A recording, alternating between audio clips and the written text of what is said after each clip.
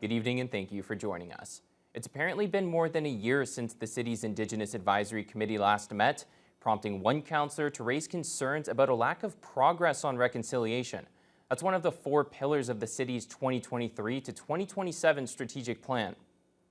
Administration presented an updated strategic plan to council. The plan now includes actions, performance indicators, and desired outcomes.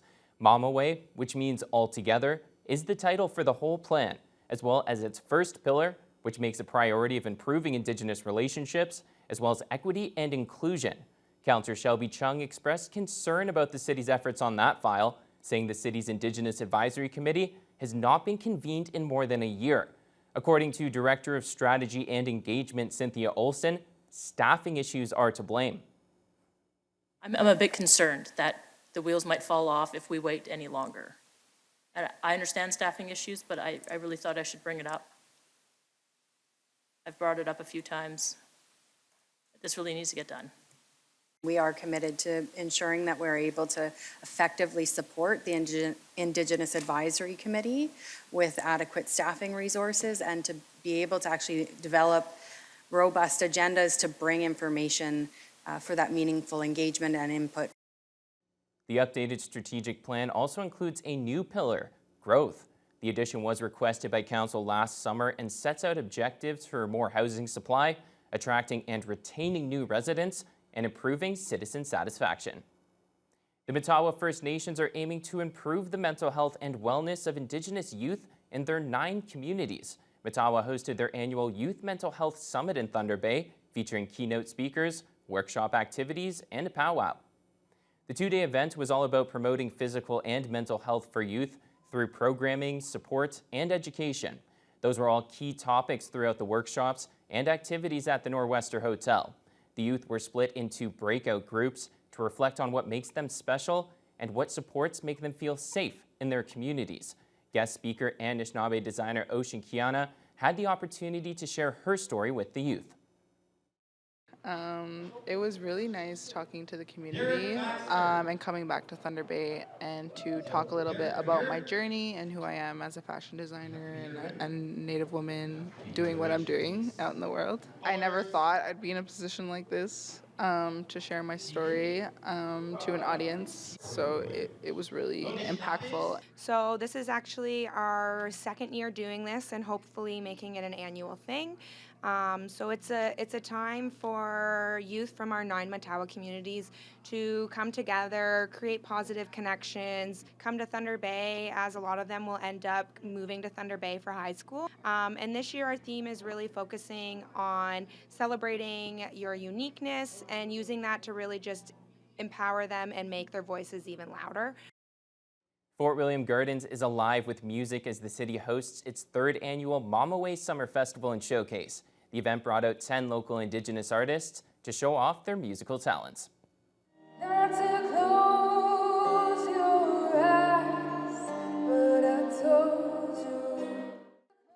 The festival aims to bring the community together in a positive way, while also highlighting the contributions of Indigenous artists in the community. It's also meant to be a celebration of music and crafts, so along with live performances, the event also features a crafters fair.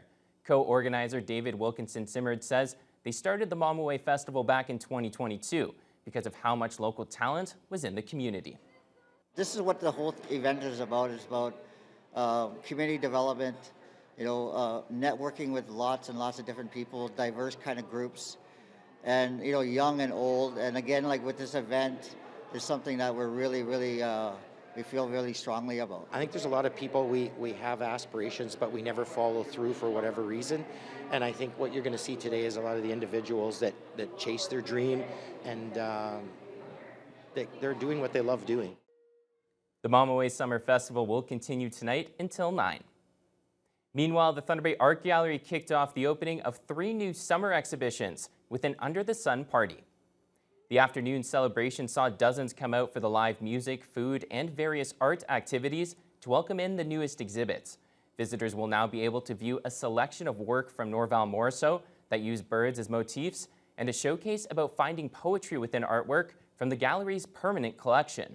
The final exhibition is a debut for Ojibwe artist James Oshakanigish. It's titled Keep Yourself Alive and features paintings that depict the media, musicians, actors, and family members that helped him out as a child going through the 60s scoop. Asha Kanigish says it's an honor to have the gallery present his work and hopes it inspires other survivors to tell their stories.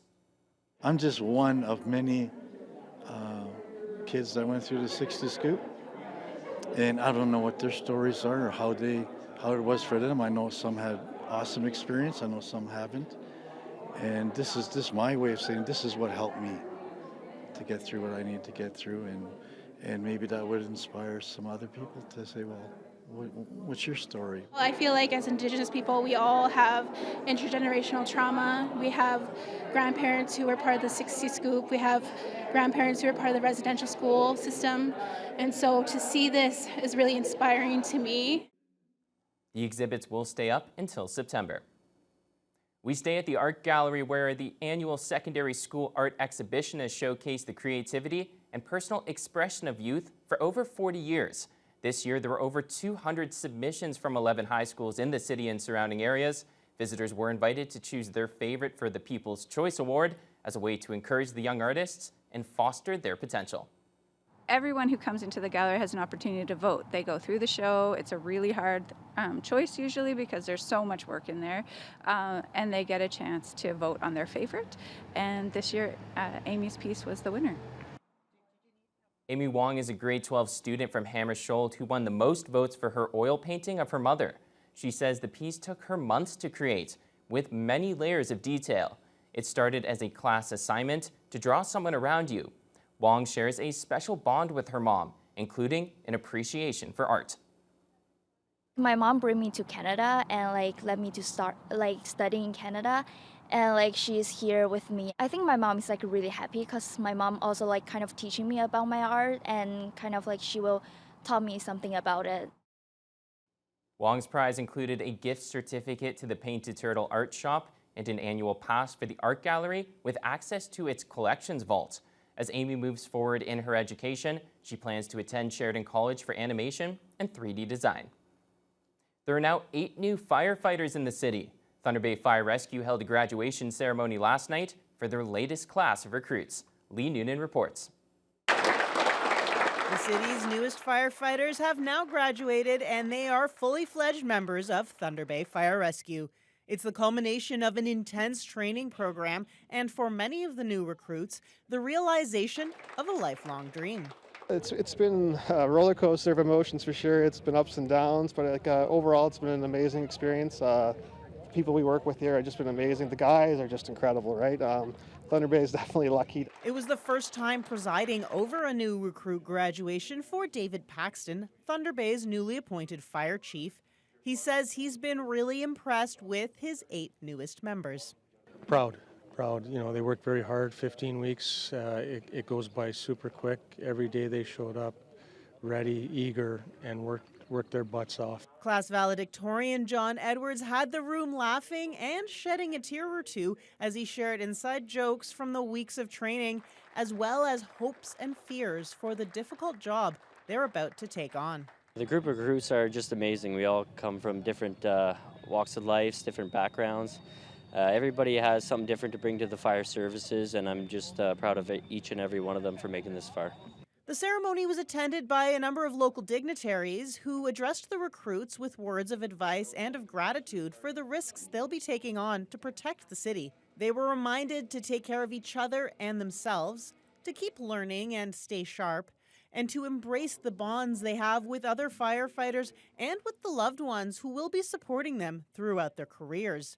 Paxton says the 8 newly minted firefighters are going to be very well received as they join their crews in the city. You refresh all your training up. You get to redo everything with them, bring them along, show them some tricks, and they bring out the best in you too because they're eager to learn.